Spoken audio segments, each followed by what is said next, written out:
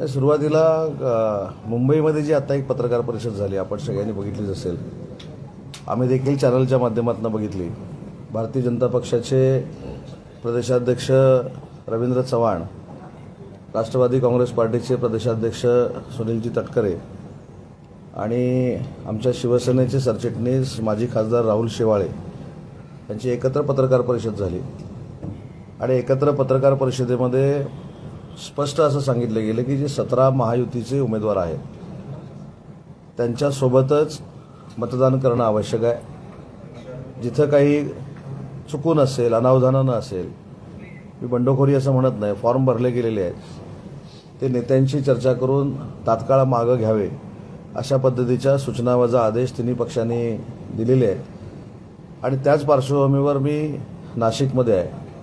मला खात्री आहे की राष्ट्रवादी काँग्रेस पार्टीमधनं काही फॉर्म भरले गेलेले आहेत. भारतीय जनता पार्टीमधनं देखील एक फॉर्म भरला गेलेला आहे.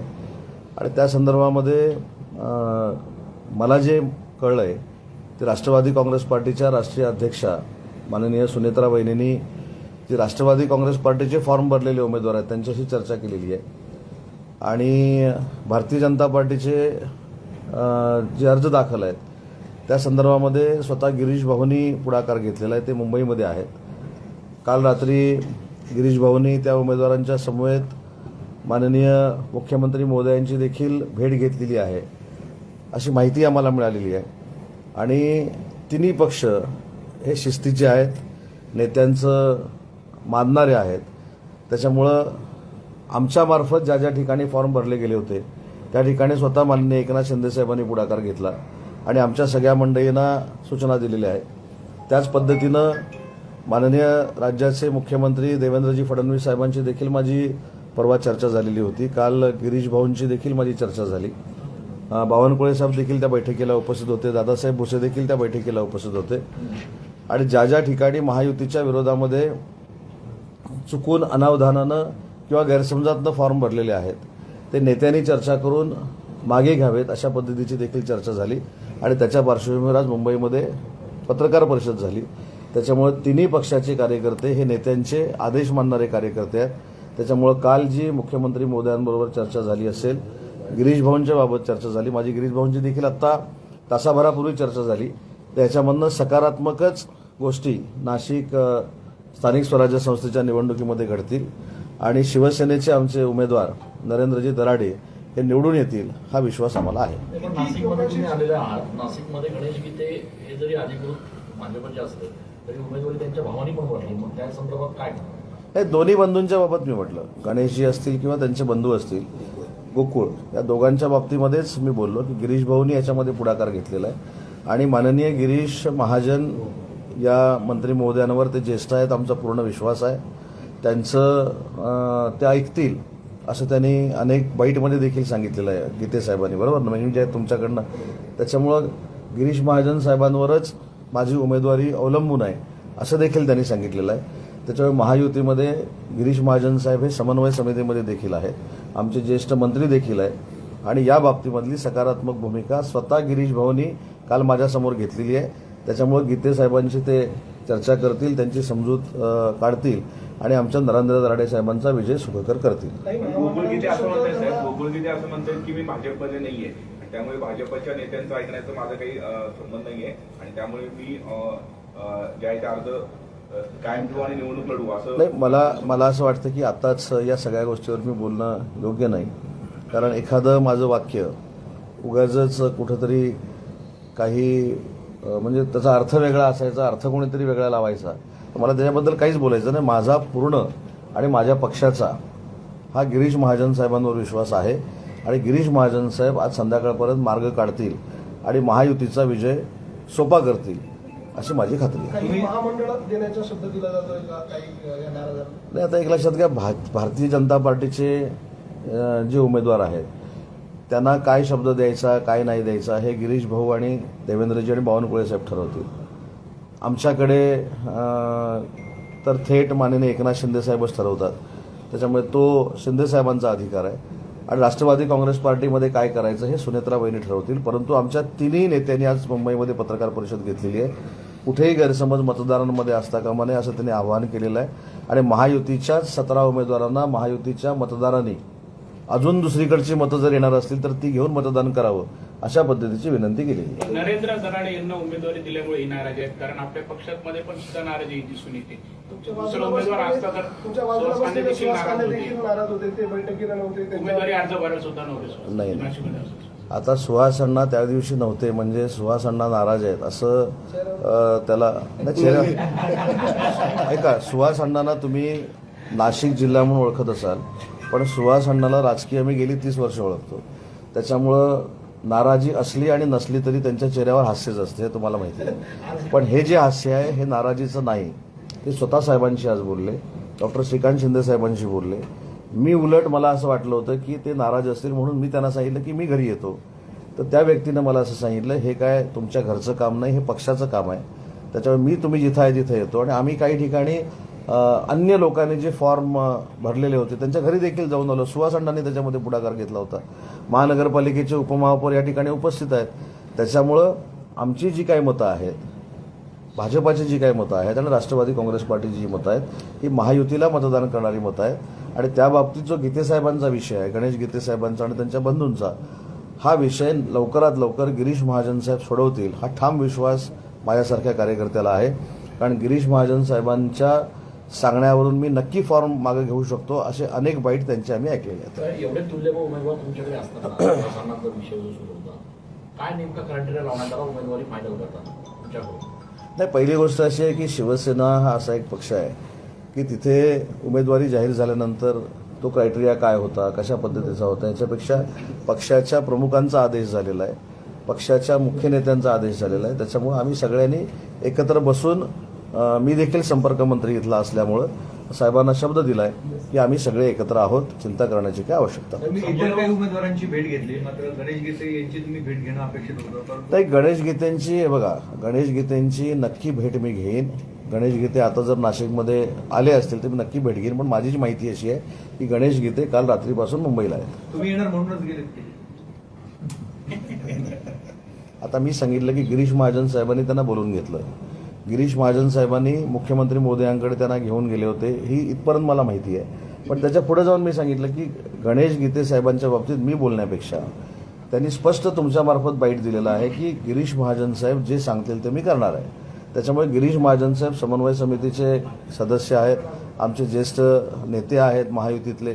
त्याच्यामुळे गिरीश महाजन साहेब महायुतीच्या संदर्भातला हा जो निर्णय आहे, त्यांचा अर्ज मागे घ्यायचा, हा पुढाकार घेऊन घेतील, हा विश्वास आम्हाला शिवसेनेच्या सगळ्या मंडळींना आहे. सावंत साहेब, अशी ही आता चर्चा आहे सुरू की शिंदेच्या सेनेला रोखण्यासाठी भाजपने बंडखोर उतरवले आणि त्या बंडखोरांना ठाकरेंची शिवसेना मदत करते. जवळपास 50 मतं नाशिकमध्ये ठाकरेंच्या सेनेचे त्यांनी उमेदवार दिला नाही. एक छुपी युती. पण आपण असं का उलटं म्हणायचं नाही की नरेंद्र दराडेंसाठी युबीटीनं उमेदवार दिला नाही? संजय राऊतांनी स्पष्ट सांगितलं ते काय? की आमचा पहिला शत्रू हे एक शिंदे सेना आहे. साहेब, पैशांचा फोर्स आहे तुमच्याकडे. आपली ही पत्रकार परिषद मुंबईची आणि नाशिकची आपण गेली 3.5-4 वर्ष बघतोय. ती फक्त शिंदे साहेबांवर आणि आमच्या शिवसेनेवर टीका करण्या एवढीच असते. त्याच्यामुळे त्यांनी काय बोलले ह्याच्यावर जास्त चर्चा करण्यापेक्षा गिरीश महाजन साहेबांनी पुढाकार घेऊन गीतेंचा अर्ज मागं जाईल, त्यावेळी सगळ्या गोष्टी थांबतील. आणि म्हणून ते काय बोलले त्यांचं उत्तर द्यायला मी पत्रकार परिषद घेतलेली नाही. माझं म्हणणं असं आहे की शिवसेनेची मतं, भारतीय जनता पक्षाची मतं आणि राष्ट्रवादी काँग्रेस पार्टीची मतं ही सगळी एकत्र केली तर आमचा विजय हा 2/3 मेजॉरिटीनं होतो. आणि त्याच्यासाठी स्वतः गिरीश भाऊ पुढाकार घेतील, भुजबळ साहेब पुढाकार घेतील आणि शिवसेनेचे आमचे सगळे एकत्र राहतील, हा मला विश्वास आहे. पण येवल्याच्या राजकारणामुळे भुजबळ सक्रियने असंही बोललं जाते. नाही, महाराष्ट्रातल्या प्रत्येक जिल्ह्यामध्ये वेगवेगळी राजकारणं आहेत. त्या राजकारणाचा आणि निवडणुकीची जर आपण सांगड घातली तर काहीच होणार नाही. सुहास अण्णांमधला आणि भुजबळ साहेबांमधली जी दरी होती ती मला आता सुहास अण्णांनी अगदी मनाचा मोठेपणा ठेवून सांगितले की माझ्या पक्षाच्या उमेदवारासाठी मला भुजबळ साहेबांकडे जर जावं लागलं तर मी देखील जाईन, हा मनाचा मोठेपणा आहे. त्याच्यामुळे आमची महायुती ही अभेद्य आहे. जरी काही पाठीपुढं झालं असेल तर महायुती म्हणून आम्ही सगळं ते विसरलेलो आहोत. एका बाजूला विधान परिषदेची तुम्ही म्हणजे समन्वयाची भूमिका घेता, आता दुसऱ्या बाजूला सत्तारांनी आज असं म्हटलंय की भाजप डॉमिनेट करताय, निधी देत नाही, आम्ही कामं कशी करायची. इतर आमदार पण तक्रारी करतायत की भाजप डॉमिनेट. ती पण मला माहिती आहे अशी की अब्दुल सत्तार साहेब काल माननीय उपमुख्यमंत्री महोदयांना भेटलेले आहेत. त्याच्यामुळं मी काय सांगितलं की आज जी पत्रकार परिषद झाली त्या पत्रकार परिषदेमध्ये जे 3 नेत्यांनी महायुती म्हणून सांगितलेलं आहे तसंच्या तसं उद्या घडेल. साहेब हा प्रश्न केवळ निवडणुकीपुरता नाहीये. आपण निवडणुकीच्या दृष्टीने पत्रकार परिषद घेतली किंवा हे सांगताय, परंतु जी तुमच्या आमदारांमध्ये जी आता खदखद आहे किंवा पदाधिकाऱ्यांमध्ये ती या निमित्तानं बाहेर येते. अब्दुल सत्तार एकच नाही तर संजय गायकवाड ते पण या स्वरूपाची वक्तव्य करतायत. इथे जरी तुम्ही स्थानिक पदाधिकाऱ्यांशी चर्चा केली तर ते याच बाबत सांगतील. हे बघा, महायुतीमध्ये किंवा अलायन्समध्ये काम करताना पाठीपुढे होत असतं, त्याच्यामध्ये नाकारून काय उपयोगाचं नाही. पण त्याच्यामध्ये शेवटी शिवसेना म्हणून आम्ही जेव्हा काम करतो त्यावेळी आमच्या मुख्य नेत्यांचा पक्षप्रमुखांचा आदेश आम्ही मानतो. त्या पद्धतीनं पक्षप्रमुखांनी प्रेस कॉन्फरन्सच्या माध्यमातून आमच्या सरचिटणीस राहुल शेवाळ्यांमार्फत जो संदेश आम्हाला सगळ्यांना दिलेला आहे तो तुमच्या माध्यमातून सगळ्यांनी बघितलेला आहे. त्याच्यामुळे महायुतीमध्ये जी खदखद काही मंडळींनी व्यक्त केलेली आहे त्यासाठी समन्वय समिती आहे. त्याच्यामध्ये बावनकुळे साहेब, गिरीश महाजन आहेत, मी, दादा भुसे साहेब आणि शंभूराज देसाई आहोत आणि तिकडून भुजबळ साहेब आणि मुश्रीफ साहेब आहेत. तर आम्ही दर आठवड्यामध्ये मंगळवारी ही चर्चा करत असतो. त्याच्यातनं हे मार्ग निघतील आणि कुठच्याही मित्रपक्षाच्या आमदारावर किंवा कार्यकर्त्यावर अन्याय होणार नाही ही दक्षता आम्ही समन्वय समितीतनं घेत असतो. समन्वय समितीतले 2 मंत्री अडचणीचे ठरतात तुमच्या उपकारामध्ये. साहेब, राजकारणामध्ये कसं आहे की काही गोष्टीमध्ये आता ते योगायोगानं समन्वय समितीमध्ये आहेत, पण मी अडचणीचं ठरतं असं म्हटलेलंच नाही. माझ्या पत्रकार परिषदेमध्ये मी कुठेही अडचणीचं ठरतंय असं म्हटलं नाही.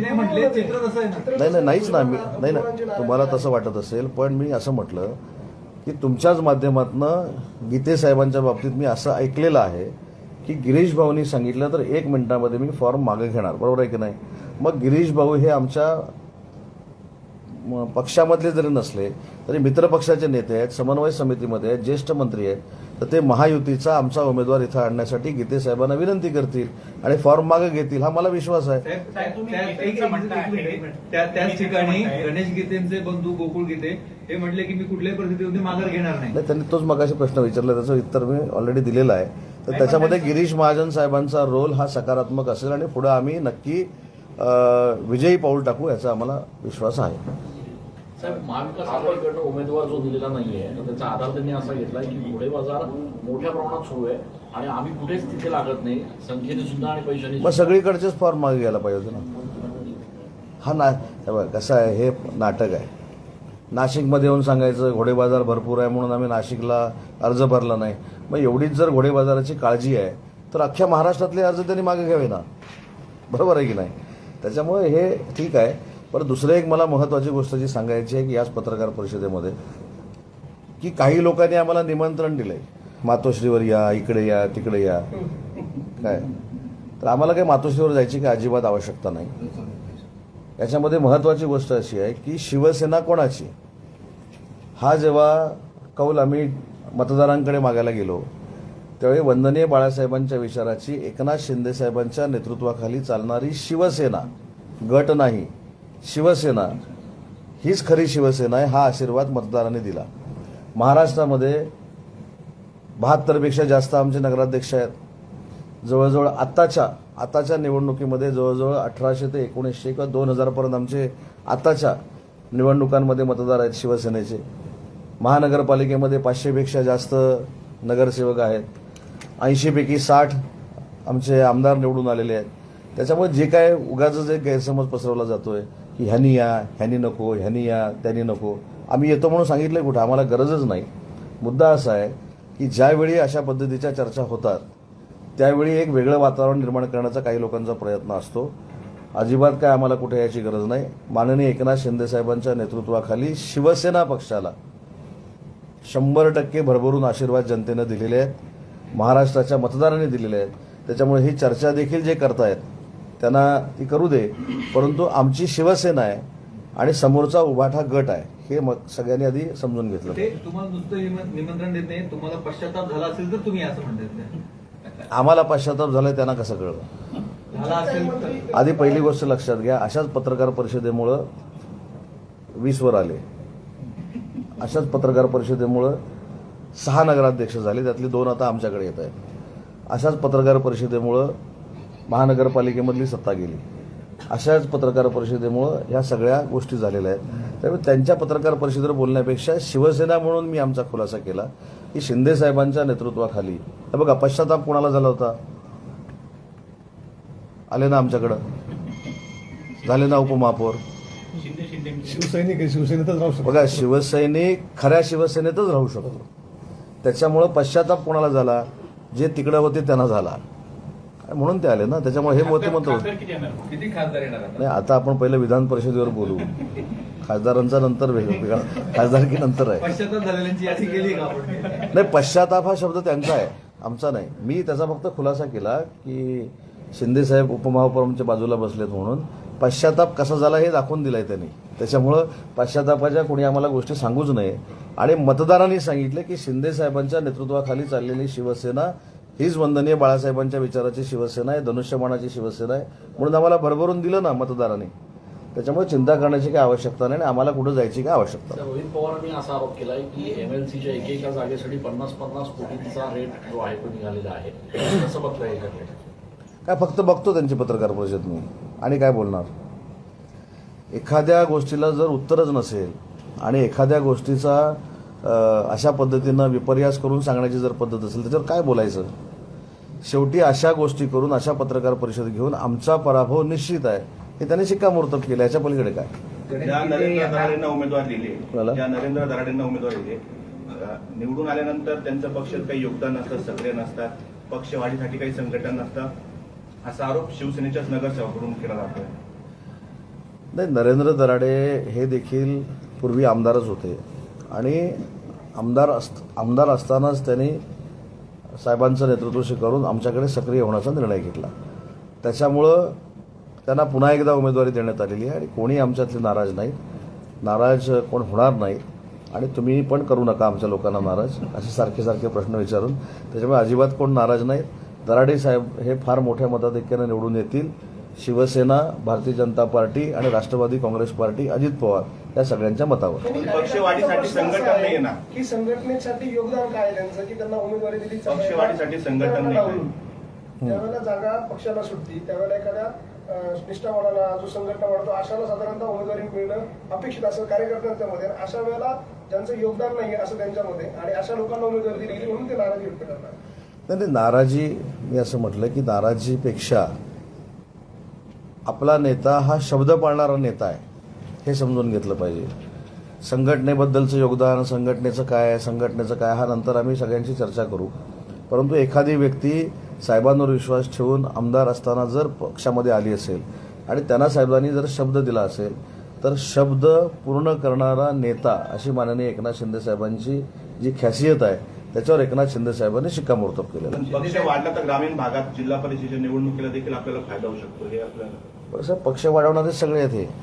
हे सुहास अण्णा आहे, दराडेंची जबाबदारी आहे ना, वाढवतील ना, वाढवतील ना.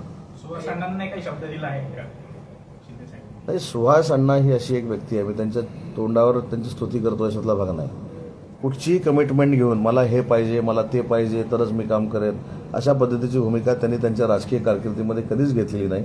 म्हणून मी सांगितलं की सुहास अण्णांना नाशिक म्हणून तुम्ही लहानपणापासून ओळखत असाल, पण मी आणि ते 30 वर्षापासून एकत्र काम करतोय. त्याच्यामुळे त्यांचा स्वभाव मला पूर्ण माहिती आहे. एखादी गोष्ट असेल तर परखड बोलून दाखवायची, पण परखड बोलून दाखवल्यानंतर जो नेत्याचा आदेश आहे तोच पाळायचा आणि त्याची अंमलबजावणी करायची हीच त्यांची सवय असल्यामुळं अजिबात तुम्हाला आणि आमच्या विरोधकांना चिंता करण्याची आवश्यकता नाही. शिंदे साहेब साहेबांकडे जाणारे आहेत अजित पवारांच्या धर्माधिकाऱ्यांच्या इथं त्यांची भेट होते. कोकणातला तिढा सुटत नाही अजूनपर्यंत. कसला? हे विधान परिषद जागेचं नाही काय पालकमंत्री पदाचं. नाही, ह्याच्यामध्ये मी परवा भरतशेठ गोगावलेंच्या वाढदिवसाच्या निमित्तानं देखील सांगितलं की रायगड जिल्ह्यामध्ये भरतशेठ गोगावलेच त्या जिल्ह्याचे पालकमंत्री व्हावे ही प्रामाणिकपणानं शिवसेना म्हणून आमची सगळ्यांची भूमिका आहे आणि तशा पद्धतीचा भविष्यामध्ये निर्णय करण्याच्या दृष्टीनं आम्ही सगळ्यांनी माननीय मुख्यमंत्री महोदयांना विनंती केलेली आहे. त्याच्यावर सकारात्मक निर्णय घेतला जाईल याची पूर्ण आम्हाला खात्री आहे. गणेश गीते यांच्या विरोधात कायदेशीर कारवाई पण काही सुरू केली असे करताय दराडे यांनी उच्च न्यायालयात. कोणी? असं कळालं की गणेश गीते यांचा जामीन रद्द करावा म्हणून नाही, उच्च न्यायालयात कोणी तक्रार? अजिबात नाही. पहिली गोष्ट ही आता जसं खासदारकीला फेक नरेटिव्ह काही लोक सेट सांगितलं नाही फेक नरेटिव्ह सेट केला आहे तसं गणेश गीतेंच्या मनामध्ये काहीतरी वेगळं निर्माण करून देण्यासाठी काही लोकांचा प्रयत्न असेल. अजिबात असलं काही झालेलं नाही आणि असं कोण करणार देखील नाही. आम्ही मैदानात जाऊन जिंकणारी लोक आहोत. असं कर, अर्ज कर, तसं कर, असं काहीच नाही. म्हणून आम्ही विनंती करतोय. गणेश गीते साहेबांना विनंती करण्यामागचं, गिरीश भाऊंना विनंती करण्यामागचं कारण हे आहे की कोर्ट कचेरी कोणाला अडचणीत आणणं आणि एखाद्याला अडचणीत आणून दबाव आणणं ही शिंदे साहेबांच्या नेतृत्वाखालच्या शिवसेनेची पद्धत नाही. भविष्यात होऊ देखील आम्ही देणार नाही. त्याच्यामुळं उगाचच उमेदवारावर काहीतरी वेगळ्या पद्धतीनं आरोप करून गणेशजींच्या मनामध्ये काहीतरी संभ्रम निर्माण करायचा, त्यांच्यामध्ये गैरसमज निर्माण करायचा. तर मी तुमच्या माध्यमातून गणेशजींना सांगतो की अशा बाबतीमध्ये कोणी कोणाचं समर्थन करणार नाही. आणि नरेंद्र दराडे असतील किंवा किशोर दराडे असतील यांनी असलं काहीही केलेलं नाही, हे मी रेकॉर्डवर सांगतो. गणेश गीतेंनी माघार घेऊन गोकुळ गीतेंनी जर फॉर्म कायम ठेवला तर पुढची शिवसेनेची भूमिका काय असणार? सर थांबा जरा, उद्या 4 वाजता तीन उद्याचे प्रश्न पण तुम्ही आजच विचारता, त्याच्यामुळे भीती वाटते. हां नाही, बघू ना आता. आधी उद्याचं तुम्ही कधीपर्यंत आहात नाशिकमध्ये? तुम्ही सांगाल तितके वेळ थांबतो. साहेब, जसं तुम्ही जर हे सगळं करून देणार असाल तर तुमच्याबरोबरच फिरतो ते हे घेऊन. 18 जून पर्यंत थांबले तर नाराजी कळेल तुम्हाला. काय 18 जून पर्यंत थांबले तर नाराजी कळेल बा. तुम्ही म्हणताय कधीपर्यंत थांबले? तुम्ही अजिबात चिंता करू नका. तुम्ही आमच्या कार्यकर्त्यांपेक्षा लोड जास्त घेतलाय. आमचे कार्यकर्ते काही नगरसेवक तुमच्यापर्यंत बोलू शकत नाही, ते आमच्याकडे बोलतात. म्हणून मी सांगितलं की तो अजिबात तुम्ही लोड घेऊ नका. त्याच्यासाठी माननीय शिंदेसाहेब सक्षम आहेत, गिरीश भाऊ महाजन आणि देवेंद्रजी सक्षम आहेत आणि सुनेत्राबाई सक्षम आहेत. तुम्ही खरं तर आम्हाला सगळ्यांनी सहकार्य केलं पाहिजे. म्हणून मगाशी सांगितलं की चला गिरीश भाऊ नाही, तुमच्या माध्यमातून होत असेल मी तुमच्यावर फिरतो ना दिवसभर. आणि म्हणून मगाशी तुमच्या कोणाच्या तरी प्रश्नाला उत्तर मी दिलं की मी इथं असून सुद्धा गणेश गीतेंना भेटलो नाही किंवा काय, अशा पद्धतीचं काहीच नाही. ते मुंबईमध्ये आहेत याची मला पूर्ण खात्री आहे आणि योग्य तो निर्णय गिरीश महाजन साहेब घेतील याची देखील खात्री आहे. आणखीन एक विषय साहेब, आपण कालपासून नाशिकमध्ये आहेत, पंढरपुरांची चर्चा करत आहेत, पण भाजपचे आपण सारखं नाव घेतोय गिरीश महाजन किंवा अन्य वरिष्ठ नेते नाशिकमधून कोणीच प्रयत्न करत नाहीत ना की भाजपच्या बंडखोरांची चर्चा करा, हे करा. ठीक आहे, मुंबईमध्ये करतायत, पण त्यांचं पहिल्यापासूनच या संपूर्ण निवडणुकीमध्ये ऍक्शन वरती कुठलाही नेता आला नाही भाजपला. पण कालच झालं ना. समन्वय समिती नाही, अर्ज दाखल करण्यासाठी सुद्धा भाजप तुमच्याबरोबर असते तर चित्र आणखी वेगळं असतं असं. त्याने साहेब कसं आहे, हे सगळं होईल तुम्हाला बघायला मिळेल. हे सगळं तुमच्या मनातल्या सगळ्या इच्छा महायुती पूर्ण करेल. तुम्ही अजिबात चिंता करू नका. गिरीश भाऊ माझ्याबरोबर दिसतील, भुजबळ साहेब मध्ये असतील कारण ते सिनियर आहेत. आम्ही दोघं बाजूला असू. दादा भुसे साहेब असतील, सुहास अण्णा असतील, आमचे शिंदे साहेब असतील, दराडे साहेब असतील. तुम्ही अजिबात चिंता करू नका. तुम्हाला जो आवश्यक फोटो आहे ना तो आम्ही लवकरात लवकर देऊ. विधान परिषदेच्या जागा वाटपामुळे आता पालकमंत्री पदाचा तिढा जो आहे तो सुटला असं म्हणता येईल, कारण जागा वाटप करताना तशाच पद्धतीने झालेली. कुठेतरी पुन्हा एकदा भाजपला दिल्याने आता गिरीश महाजन पालकमंत्री पदाचं आम्ही मगाशी एक वाक्य वापरलं की रायगडचा पालकमंत्री माननीय भरतशेठ गोगावले साहेब व्हावे ही आम्ही सगळ्यांनी देवेंद्रजी फडणवीस साहेबांना मुख्यमंत्री म्हणून विनंती केलेली आहे. त्याच्यामुळं पालकमंत्री पदाचा अधिकार हा 3 नेत्यांना आहे. माननीय देवेंद्रजी, माननीय शिंदे साहेब आणि माननीय सुनेत्राबाईंनी. ते योग्य ते निर्णय घेतील आणि तुम्हाला ते कळेल. आज विधान परिषदेच्या बाबतीत आणि जे काय मातोश्री भेट किंवा मातोश्रीवर या असं जे काही सन्मानपूर्वक काही लोकांनी निमंत्रण दिलेलं आहे त्या संदर्भात मी तुम्हाला सांगितलं की आम्हाला पश्चाताप होण्याची काही गरजच नाही. जे पश्चाताप झाले ते आमच्याबरोबर आलेले आहे. तुम्ही रायगडबाबत नाशिकचं कोण व्हावं ताकदीने असं सांगताय. वाटतं पालकमंत्रीपद? हा? सावंतसाहेब, तुम्ही रायगडबद्दल महायुतीचा पालकमंत्री व्हावा असं वाटतं. तुम्ही रायगडबद्दल जितक्या ताकदीने म्हणालात की तिकडे भरतशेठ गोगावले व्हावा, एकूणच नाशिकबद्दल तुम्ही काही नाव घेतलं नाही. तिथल्या जागेवर एक लक्षात घ्या, तुम्ही मी सांगतो ना, ह्याचं पण उत्तर तुम्हाला देतो की मी ज्या पक्षाचा काम करतो, शिवसेना पक्षाचा मी मंत्री म्हणून काम करतो. स्वाभाविक नाशिक कशाला, प्रत्येक जिल्ह्याचा पालकमंत्री शिवसेनेचा व्हावा हेच मला वाटत असणार. पण शेवटी आम्ही महायुतीमध्ये काम करतो म्हणून मी त्याचं उत्तर तुम्हाला दिलं. 3 नेते ठरवतील काय करायचं ते आणि त्याच्यामध्ये देखील नाशिकचा निर्णय होईल. पण मला जर शिवसैनिक म्हणून विचारलं तर मी म्हणणार सगळ्याच जिल्ह्यामध्ये पालकमंत्री शिवसेनेचे झाले पाहिजेत. पण शेवटी निर्णय 3 नेते घेणार आहेत, ते 3 नेते निर्णय घेतील. नाशिकचे दादा दिसले नाही तुमचे. ते पण सांगतो. 3 जणी एकाच गाडीतनं गेलो होतो. मंत्री पदाचे दावेदार दादा भुसे. की सुहास कांदे? कसले पालकमंत्री पदाचे दावेदार सुहास कांदे की दादा भुसे तुमच्याकडचे? नाही आता कसा प्रश्न आहे बघा हा? पाठिंबा जरी असला तरी आमचं मतदानाला हक्क आहे. मतदान काय भाजप. म्हटलं मतदान जर नसेल तर आमची किती काळजी आहे तुम्हाला साहेब, जसं महाराष्ट्रामध्ये झालं 2 शिवसेना झाल्या, 2 राष्ट्रवादी झाल्या, तसं आता पश्चिम बंगालमध्ये चित्र निर्माण झालेलं आहे. तृणमूलचा पराभव झाला निवडणुकीमध्ये. मात्र तिथले जवळपास 60 आमदार हे एका बाजूला जात आहेत आणि ज्या ममता बॅनर्जी त्यांच्या बाजूला 12 आमदार राहत आहेत. तर काय या राजकीय घडामोडी? नाही तर पश्चिम बंगालमध्ये पहिली गोष्ट म्हणजे जो काही निकाल आला तो NDAच्या बाजून आला आणि त्याच्यामागे कुणीही काही सांगू दे, माननीय नरेंद्र मोदी साहेबांची, अमित शाह साहेबांची प्रचंड मेहनत होती. त्याच्यामुळे तिथं रिझल्ट बदलला हे आपल्याला मान्य करावं लागेल. आणि आता ते 60 लोक का बाहेर पडलेत हे मला कल्पना नाही त्याची, पण 60 लोक बाहेर पडून कुठं जाणार आहेत हा देखील एक प्रश्न आहे. त्याच्यामुळे आपण आधी पहिलं बघू ते 60 लोक जे बाहेर पडले ते कुठं जात आहेत, काय करतात, मग त्याच्यावर चर्चा करू.